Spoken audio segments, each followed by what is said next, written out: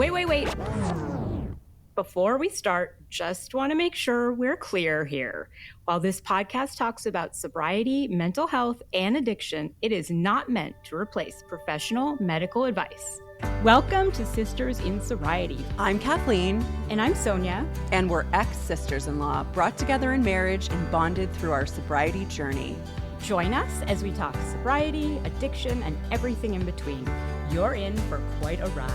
And our Substack is buzzing with amazing content, from creative mocktail recipes to insightful courses and reflective exercises. There is something for everyone. Don't miss out. It's a great way to add some extra joy and depth to your journey. Check it out.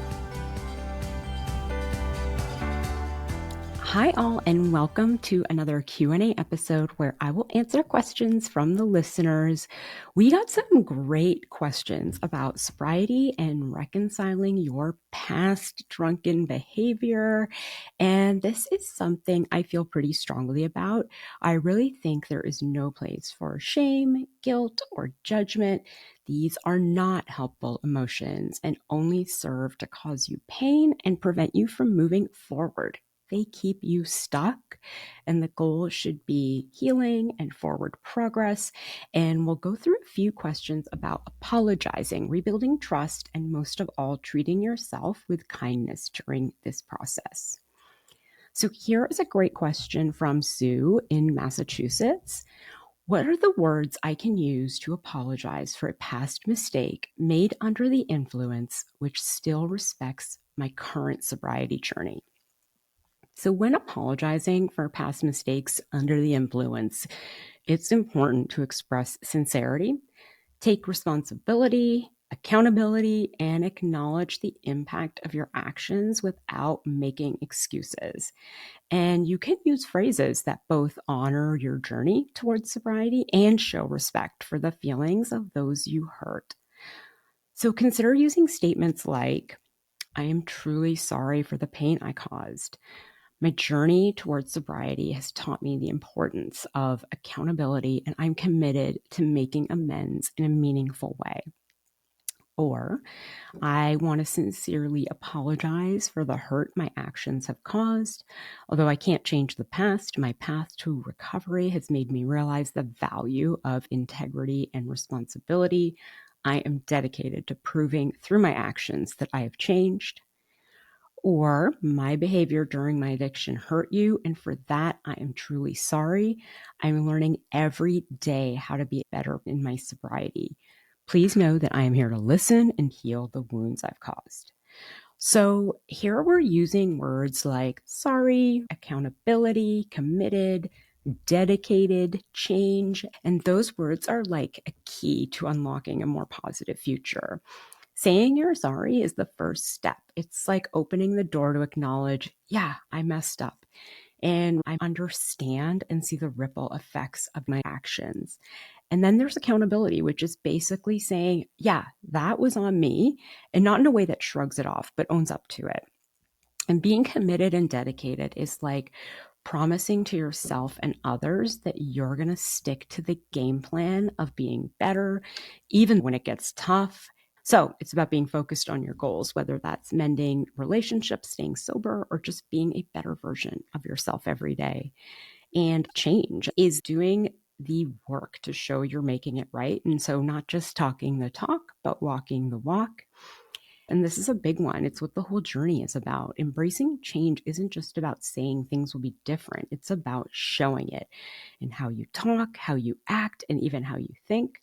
So these words turn I'm sorry for a fleeting moment into a series of actions that say, I'm here to make things better and I'm not going anywhere. And this approach doesn't just help patch things up, it turns your apologies into a roadmap for real change, making the journey of recovery something you and your loved ones can navigate together step by step. Here was another question we got from Emma in Oklahoma. Can you share stories of how others have rebuilt trust in relationships after they quit drinking? So many people have successfully rebuilt trust in their relationships after quitting drinking by demonstrating consistent behavior changes over time. And here are a few stories of some of my clients. So Alex's journey to rebuilding trust. After years of hiding her drinking, Alex made the decision to quit and was determined to mend the strained relationship with their partner. Alex regretted so many things: driving drunk with their children, embarrassing her husband and kids at sporting events, but she knew the shame over these actions would only make the situation worse and hinder her communication with her partner. Initially, he was skeptical to accept that Alex wasn't going to hide her drinking again, given her past broken promises. But Alex committed to open communication, attended individual and couples therapy. She actively participated in recovery meetings. And over time, by consistently showing up and being transparent about her feelings and her struggles, Alex slowly rebuilt trust. Now, Alex and her partner are celebrating small milestones together while still openly acknowledging the effort required to maintain sobriety. And Alex's partner says that her willingness to admit that staying sober is hard and that she has bad days makes him more trusting of her openness and honesty. Here is Anne's path to forgiveness. Anne's addiction had severely damaged trust within her family. After quitting, Anne knew actions would speak louder than words. She started by writing heartfelt letters of apology to each of her family members that she had hurt. She acknowledged the specific hurts and expressed a commitment to change. She also asked the family members to express their hurt as well as their hopes and expectations for the future. She encouraged each family member to respond with whatever they were feeling, and they did. She realized what they wanted most was for her to acknowledge that damage had been done to the relationships, and also they wanted to support her in her recovery. They wanted to be part of the recovery process. And over several months, by maintaining sobriety, engaging in family activities, and showing consistent reliability, Anne was able to rebuild a foundation of trust and forgiveness. Here is another question from Kathy in Pennsylvania.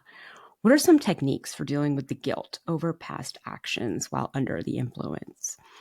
So, like we talked about, guilt and shame are not useful emotions, but it doesn't mean we don't feel them. And dealing with those feelings is a crucial step in the recovery process. So, here are some specific techniques to manage those feelings of guilt.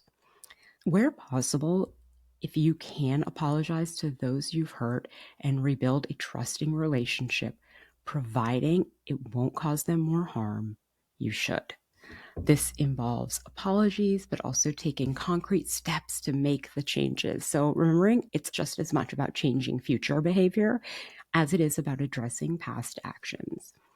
Self-forgiveness. Recognize that addiction isn't a moral failing or a lack of willpower. It was not your choice to have a problem with alcohol. It's a struggle, and your past actions were influenced by this struggle. Practice self-forgiveness by writing yourself a letter of forgiveness. Acknowledge your mistakes, but also recognize your worth and the efforts you're making towards recovery.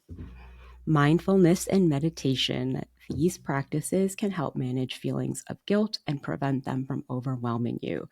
Mindfulness teaches you to acknowledge these feelings without judgment and allow them to pass more naturally.